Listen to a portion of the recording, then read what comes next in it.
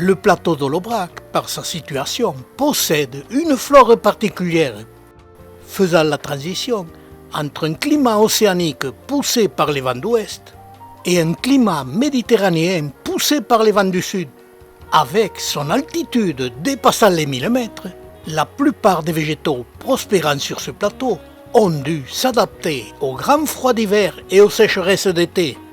Et l'espèce Campanula glomerata possède tous les atouts pour résister aux périodes plus ou moins longues de repos forcé, provoquées par l'hiver très long et les sécheresses. Et pour pouvoir résister à ces deux situations, cette espèce a développé des racines tubéreuses, jouant le rôle de réserve de sucre pour les périodes de manque d'eau pendant l'été et de repos pendant l'hiver.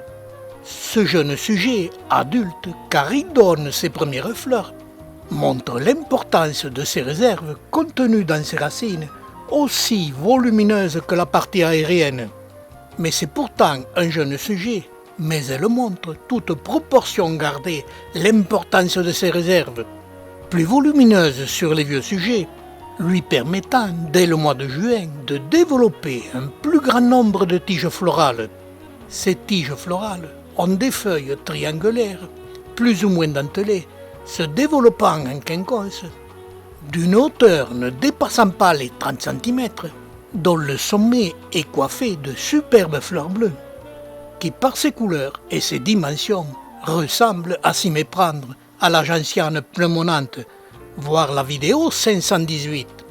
Cette espèce, qui se développe dans les pâturages, donne des bouquets de fleurs au sommet, mais aussi elle développe des fleurs moins nombreuses mais le long de la tige, lui permettant de refleurir après avoir été broutée par les herbivores.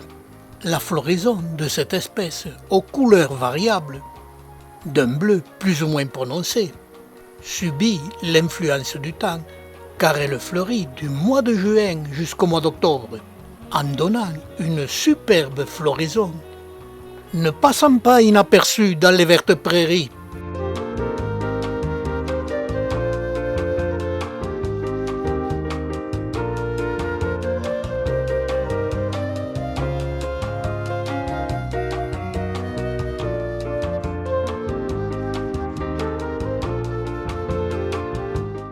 Cette floraison variable subit l'influence du sol. J'ai remarqué qu'elles sont moins colorées quand elles se développent en sol rocailleux. Cette espèce s'adapte facilement aux conditions qu'elle rencontre en évoluant dans ses formes et la couleur des fleurs, ce qui en fait une espèce variable, capable de développer toute une multitude de couleurs en s'adaptant rapidement aux conditions qu'elle rencontre. Cette floraison variable, qui s'échelonne dans le temps sur la même tige, permet à cette espèce de produire des fruits puis des graines tout au long de la saison d'automne. Cet échelonnement dans le temps explique en partie son adaptation et son évolution.